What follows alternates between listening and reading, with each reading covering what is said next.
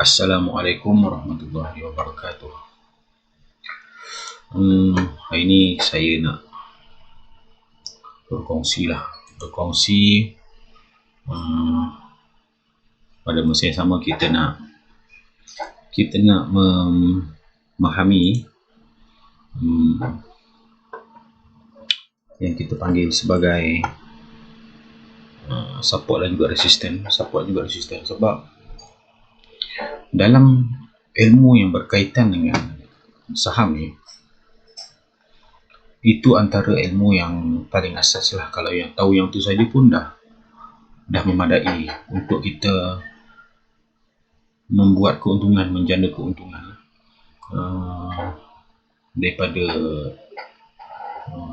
pelaburan kita lah, sama ada pelaburan jangka pendek ataupun pelaburan jangka panjang. Cumanya dalam ilmu pelaburan ni, apa yang kita perlu pasakkan dalam diri kita,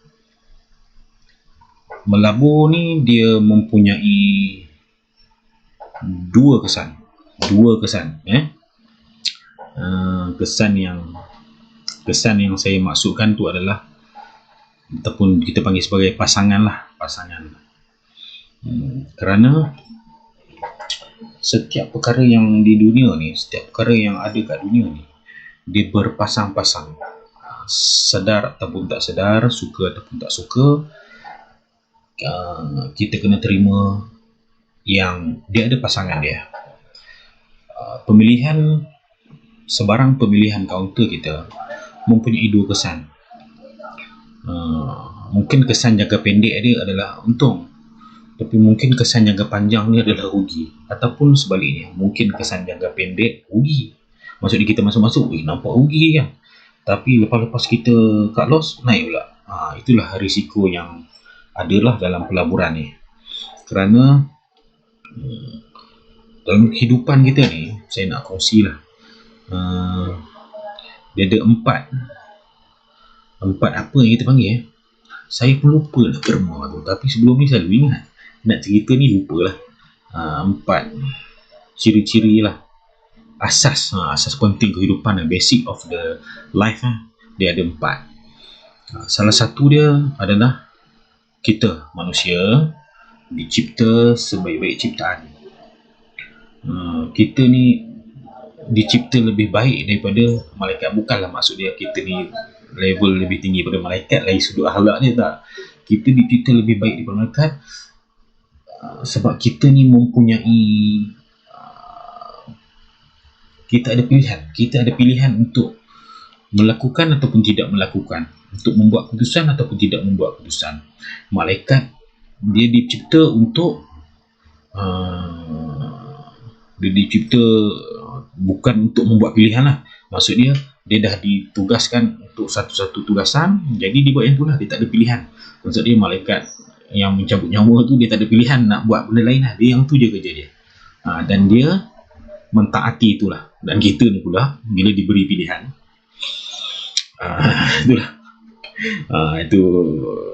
itulah kelemahan kita lah kan. Mungkin ada faktor-faktor yang mendorong, faktor-faktor yang menarik kita ke arah tu lah kan. Itu ciri, itu asas yang pertama, asas kehidupan yang pertama. Asas kehidupan yang kedua ni adalah pertama, manusia sebagai ciptaan. Okey. Nombor 2, berpasang-pasang. Macam yang saya sebut tadi lah. Berpasang-pasang ni apa? Berpasang-pasang ni, kita ada lelaki perempuan, ada untung dan rugi, iaitu risiko lah. Ada gembira dan sedih, ada pasang dan surut, ada macam-macam lah pasangan kan, kanan kiri, atas bawah. Dan kehidupan kita ni macam tu lah, dia ada time. Dia bukan diukur dari sudut material dia ada masa-masa tertentu yang kita happy je, ada masa-masa tertentu tak ada apa-apa yang berlaku pun, kita punya kursi tertentu ke bawah pula. Ada masa-masa tertentu mood kita lari kan. Ini bukan berkaitan dengan hormon tapi ada lah, kalau macam perempuan tu berkaitan dengan hormon lah, kita pun ada hormon juga kan. Maksud dia hormon ni mempengaruhi lah kan. Alright. Nombor 3, Nombor satu, sebaik-baik ciptaan. Nombor dua, berpasang-pasang. Nombor tiga, sama tapi tak serupa. Okey, bila kita cerita pasal sama tapi tak serupa, kita ni manusia. Yang orang Melayu panggil rambut sama hitam, hati lain-lain kan. Of course lah, sebab contoh kehidupan saya, pengalaman saya, dan cara fikiran saya pastinya berbeza dengan cara orang lain kan, berdasarkan latar belakang saya, pendidikan saya, mungkin pengalaman saya dan sebagainya. Jadi ada pendapat-pendapat tertentu ataupun ada orang-orang yang tertentu yang mungkin pada kita menyalahi cara kita, otak kita fikir apa kan. Cumanya kita kena menerima benda tu, sebab dia tak sama kita. Maksudnya kalau ada apa-apa pendapat yang kita tak suka ke, kita berhak untuk tak sukalah, itu bahagian kita lah kan. Cuma pada dia berhak untuk menyuarakan atau mengeluarkan pendapat dia. Dia betul, pendapat dia betul pada pandangan perspektif diri dia. Di sini, diri dia betul pada pandangan diri dia. Okey, nombor 4. Ni asas penting kehidupan ni. Semua orang tahulah benda ni. Tenaga mempengaruhi jasad. Okey, tenaga mempengaruhi jasad lah. Contoh paling senang ni cerita pasal motivasi. Motivasi ni bukan material. Motivasi ni adalah benda yang kat dalam tubuh kita ni kan. Bila ada motivasi, ada semangat. Semangatlah kita nak buat kerja, ataupun malam-malam tadi ada plan. Pagi ni aku nak buat ni lah, aku nak pergi rumah, belakang rumah, buat kebun apa sebagainya kan. Jadi dah tanam apa misi pagi. Jadi badan kita secara semula jadi ni akan menghasilkan tenaga-tenaga yang menolak tubuh kita untuk pagi-pagi tu bersemangat nak buat satu benda. Kita dah rancang. Okey, motivasi. Cerita pasal motivasi lah. Cerita pasal candle ni. Ni nak kaitkan dengan candle ni. Cerita pasal candle ni dia cerita pasal motivasi lah. Dan motivasi candle ni berkait dengan volume masuk, motivasi up. Cara nak mempengaruhi volume tu yang ada kerja-kerja orang tu menyebarkan rumors, menyebarkan news sajalah, sama ada tu daripada sindiket atau sebagainya. Tapi ia memang mempengaruhi harga satu-satu kaunter. Kita balik kepada topik kita tadi tu, jasad dipengaruhi oleh tenaga. Paling simple, contoh dululah, sebab saya sebelum ni terlibat dalam bidang rawatan. Bila cerita pasal rawatan ni, banyaklah rawatan, terutamanya rawatan-rawatan alternatif lah. Rawatan-rawatan yang bukan melibatkan pengambilan ubat. Bukan tak ada ubat, ada ubat. Kita belajar benda-benda ni, dan kita pun menyampaikan benda-benda ni. Orang sakit ke, orang susah ke, orang apa-apa segala susah lah.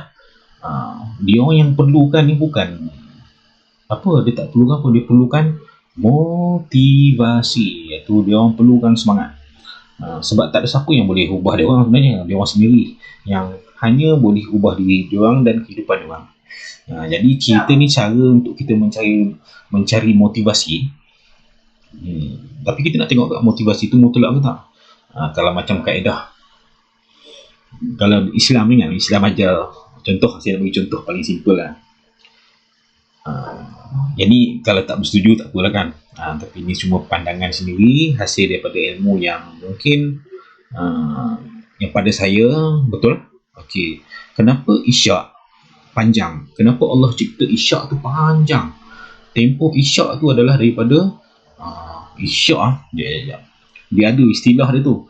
Bila dia habis maghrib ni maksud dia mentari merah tu habis hilang di ufuk timur tu, hilang.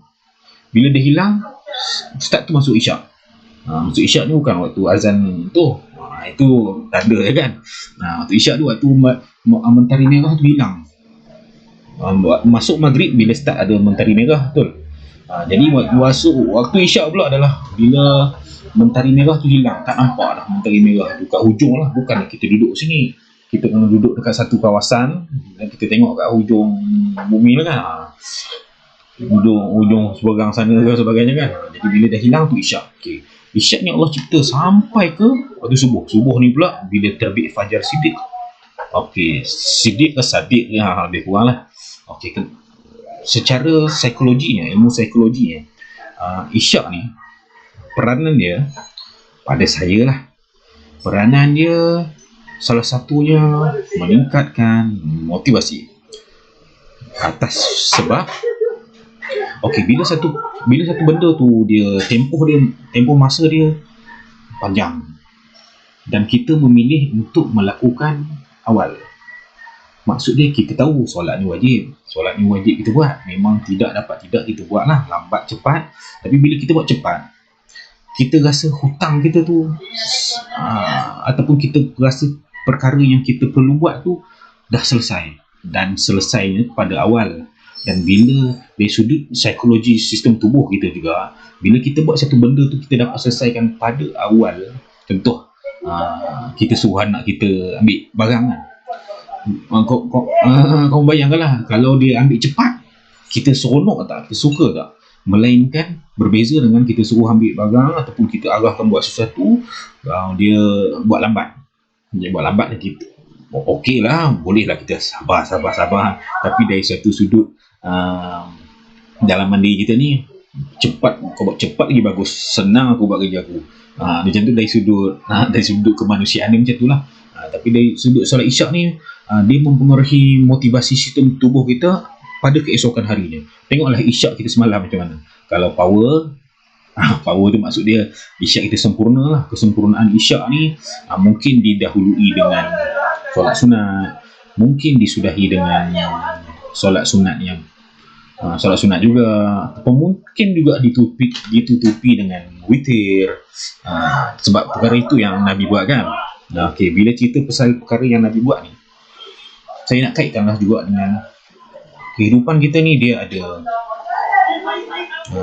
Islam lah. Yang pertama yang kita panggil sebagai, tak nampak pula kamera ni. Yang pertama kita panggil sebagai syariatullah. Syariatullah ni apa?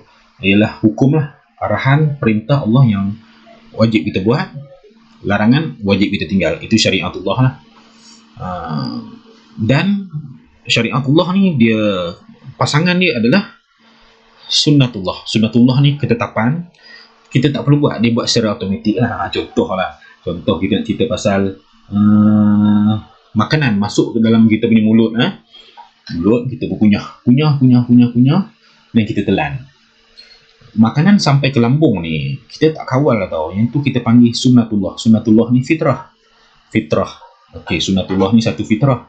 Maksud dia bumi ni dia punya berpusing pada paksi dia semua, itu sunnatullah.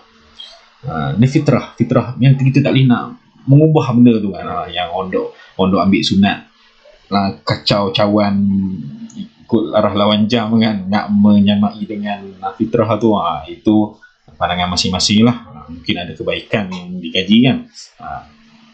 Dewi cerita dia pasal syariatullah dengan sunnatullah ni. Dan di antara pasangan ni, dia ada satu perkara ataupun satu benda yang magic, itu special lah. Bila kita tahu ni, excited sebenarnya. Dia mesti, syariatullah dan sunnatullah ni mesti selari dengan satu perkara ni. Tak nampak ni? Satu perkara. Dia mesti selari dengan satu perkara ni. Yang kita namakan dia, bukan kita namakan dia, memang dah namakan benda tu kan. Yang kita panggil sebagai sunnah Nabiullah. Apa perkara yang Nabi buat ni, dia mesti selari dengan syariatullah. Maksud dia tak lawan. Dia ikut apa yang Allah suruh, dia tinggal yang Allah larang. Kemudian pada masa yang sama, diselari dengan sunnatullah. Maksud dia fitrah. Contoh kita cerita pasal makan ni. Nabi ajar kita makan kunyah banyak, betul? Bila kunyah banyak, apa yang berlaku? Makanan kat mulut kita ni hancur. Bila makanan kat mulut kita ni hancur, jadi proses sunnatullah makanan daripada esophagus nak tolak masuk ke lambung kita ni, dia menjadi lancar. Bila menjadi lancar, makanan sampai ke lambung kerja dia apa? Kerja dia menghancurkan makanan. Bila kerja dia menghancurkan makanan, badan kita perlu produce lebih banyak enzim, betul? Bila perlu produce lebih banyak enzim, dan enzim untuk pencernaan ni dia acidic. Dia acidic Bila kita cerita pasal acidic ni, acidic ni satu benda yang orang nampak negatif lah kan. Tapi dia badan kita ni memang ada asid pun. Cuma dia diseimbangkan dengan enzim-enzim yang dalam badan kita ni secara semula jadi. Kita tak dapat kawal pun benda tu, dia jadi secara semula jadi. Jadi cerita dia bila kita kunyah, bila kita hancurkan makanan siap-siap kat dalam mulut kita. Pernah dengar kot yang cerita pasal Nabi kunyah 40 ke 44 kali tu kan.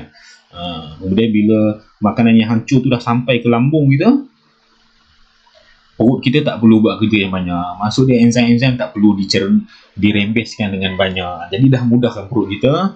Jadi sihatlah perut kita. Tak banyak buat kerja, tak adalah mengantuk selepas makan. Mengantuk lepas makan sebab apa? Sebab tu badan kita ni menghasilkan enzim, dan bila sesuatu enzim-enzim tertentu dihasilkan, of course dalam badan kita ni perlu tenaga untuk membakar ke mengapa ke apa kan.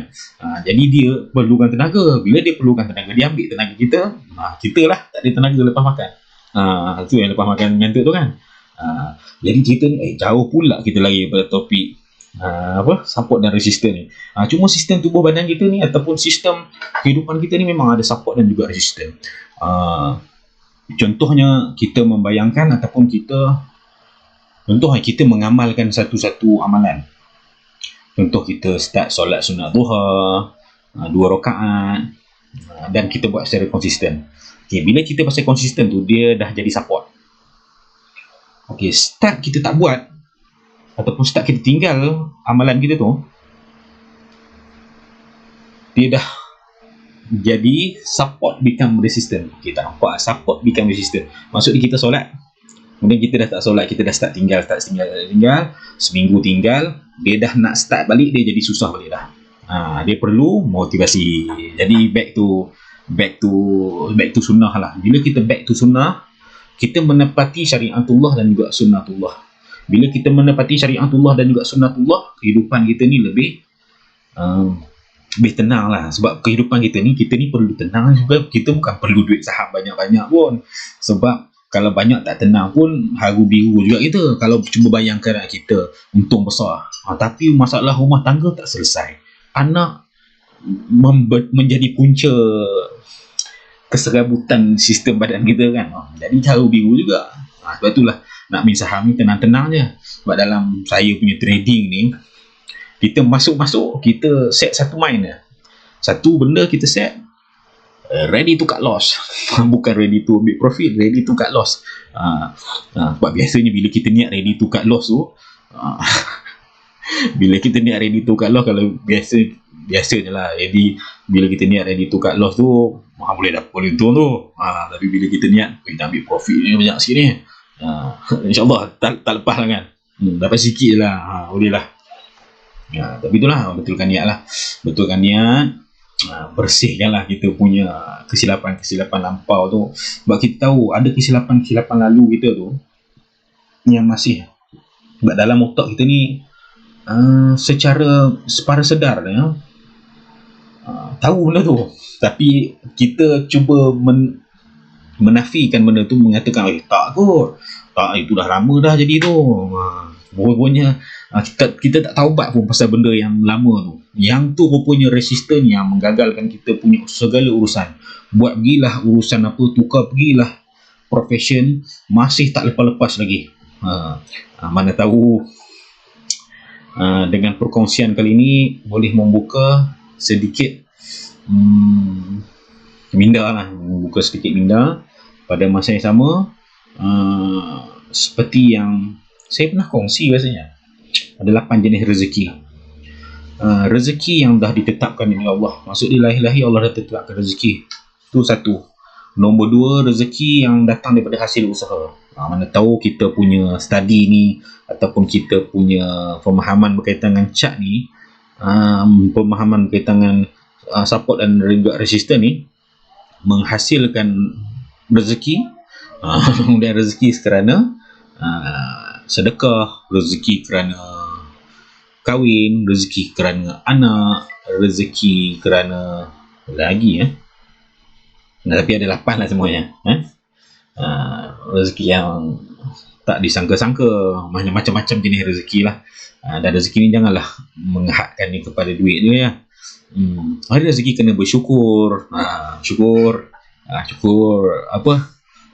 Esophagus aku ni dapat tolak makanan yang aku makan tadi masuk ke lambung elok, lambung pun elok je. Mencernakan tanpa aku kawal pun, semua otot-otot buat sendiri secara fitrah dia, secara sunnatullah dia. Cuma pedoman kita tu lah Nabi Muhammad sallallahu alaihi wasallam lah kan. Cuma dalam kehidupan kita ni panduan kita itu satu je lah. Panduan kita itu satu je lah. Jadi kita tak tunjuk cat, ada tunjuk cat sikit lah. Ni cerita pasal solat duha. Contoh lah kita kat sini kan, solat duha, semangat. Setiap hari dah biasa solat duha. Ada hari tu tinggal, nak naik balik, nak start balik, susah lah. Dah jadi resisten dah kita punya solat duha tu kan. Tapi kita masih berusaha. Kita ni berusaha lah. Nak berusaha kena ada. Terduduk lagi aku. Alright. Kaki duk gatal, duduk ni goyang-goyang dekat atas batang tu kan. Kursi jenis ni kan ada cakok tu kan. Terkena cakok tu tu lah kita. Jadi cerita dia tu lah. Kehidupan kita sama je dengan ni, dengan graf ni. Kalau kita faham graf ni, lagi mudah lah kan kita kata kan. Tak ada volume, motivasi tak ada, susah nak naik. Yang penting kena tengok volume juga kan. Kalau macam kita, kalau macam saya punya style, sekurang-kurangnya 100,000 lah. 100,000. Kalau 100,000 tu, kalau dekat dalam tu dia tulis, tak tahu 100k ke 100b ke 100m ke. Kau nampak 100 tu ke okey tu. Jangan rendah apa tu. Rendah macam tu, counter tu sideways orang sikit jual, sikit turun, sikit jual, sikit turun. Dia sampai ada satu momentum pusher je. Mungkin ada iklan, mungkin ada rumors yang dihasilkan ke apa sebagainya kan. Orang kata, "Uish, counter ni boleh nak naik ni." Aku pun start belilah. Kot nak naik 2-3 hari lagi kan. Waktu harga rendah aku beli. Itu pun pusher dia tu. Okey, hari ni semoga bermanfaat lah. Perkongsian kali ni.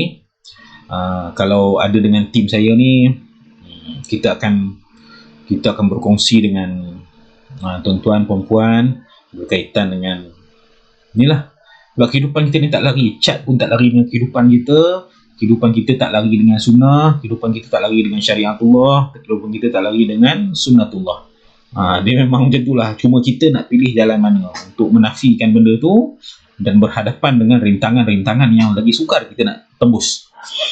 Kalau ikut sunnatullah, kalau ikut sunnah Nabiullah, insyaAllah senang dia nak tempuh rintangan-rintangan. Contoh rintangan, aku ni masuk cat, baca dah betul dah, tapi duk asyik tak lepas-lepas je. Asyik tak cat yang kita masuk tak menjadi je.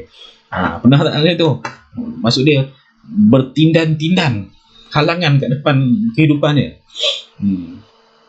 Adalah tu tak kena. Dulu saya yang ni tak payah cerita lah. Nantilah kemudian lah masuk dalam tim saya tu boleh lah saya cerita sikit-sikit. Sebab saya kat dalam tim saya ni kita ada 16 modul.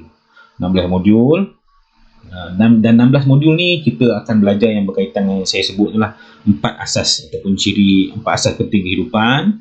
Ni 4 asas penting kehidupan. Kemudian ada 16 elemen lah, ialah cerita pasal motivasi. Itu salah satu elemen. Motivasi ni salah satu daripada 16 elemen yang macam mana kita nak trigger motivasi kita ni. Kalau kita tengah lemah, ataupun kita tengah sakit, ataupun kita tengah ada masalah, macam mana nak trigger motivasi. Kalau ada masalah kan, jumpa doktor ke. Sebab ada orang sakit ni, motivasi untuk jumpa doktor pun tak ada. Jadi macam mana nak trigger. Ataupun contohlah, dulu kan saya buat rawatan. Ada orang ni datang buat rawatan. Sebab bila orang datang buat rawatan, kalau dia datang sendiri, itu kita tahulah dari sudut pemikiran dia ataupun dari sudut psikologinya, dia ada semangat ni. Sebab bila ada semangat tu yang kita nak, senang rawatan kita kepada orang yang bersemangat.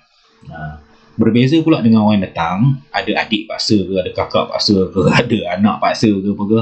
Hati tak nak, hati tak rasa nak kan. Yang tu kita sendirilah dari sudut perawat lah, kita kena psycho, kita kena bermain dengan perkara yang boleh meningkatkan semangat dia untuk membuat rawatan. Sebab rawatan ni dia pada kita lah, rawatan ni memberi kesan 20%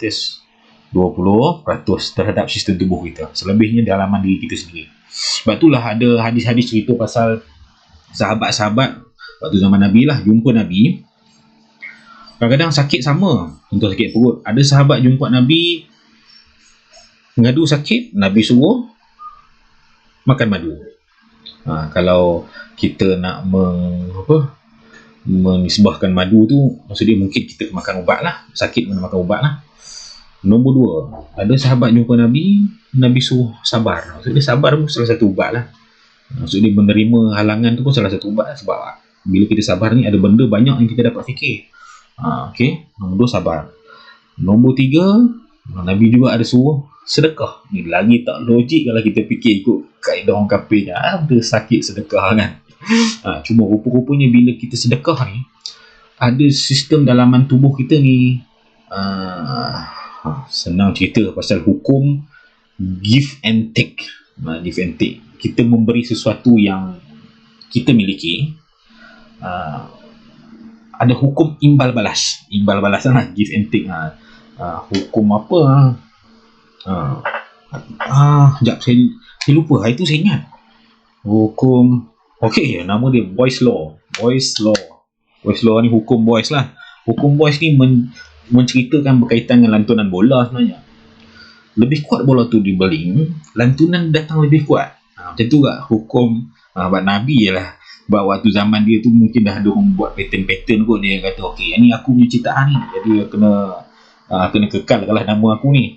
Waktu Nabi rupa-rupanya daripada zaman dulu dah wujud dah. Hukum Boyle sini, tak ada nama lah kan. Nabi suruh sedekah lah. Apa fungsi sedekah? Fungsi dia give and take lah. Hukum lantunan lah. Cuba balik bola, tengok macam mana. Ataupun cuba senyum kat orang. InsyaAllah lah dapat balik senyuman. Ada orang tertentu yang tak senyum tu, yang tu kita kena tengok balik. Kita punya asas kehidupan yang ke-4 sama tapi tak serupa. Mungkin dia ada perkara yang berlaku kat rumah dia kan, sebab dia tak senyum. Tapi normalnya bila kita senyum kat orang ni, akan dapat senyum balik lah. Jadi banyak-banyak sedekah lah.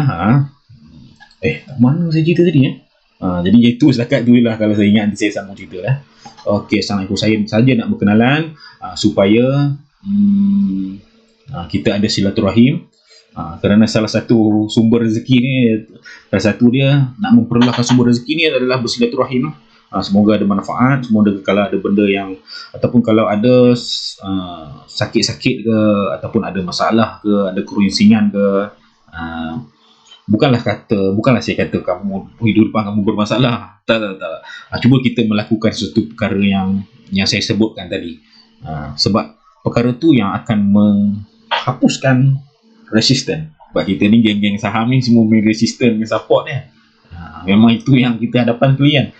Kita tak suka betul lah resisten. Nak pecah je resisten ni. Kehidupan kita macam tu kan. Nak juga pecah semua rintangan ataupun semua masalah yang bos bagi ke apa. Nak pecah, nak cepat. Jadi macam mana cara dia? Hidup dengan tenang. Benda tu akan pecah kalau kita ikut fitrah. Bye. Assalamualaikum. Ready to cut loss.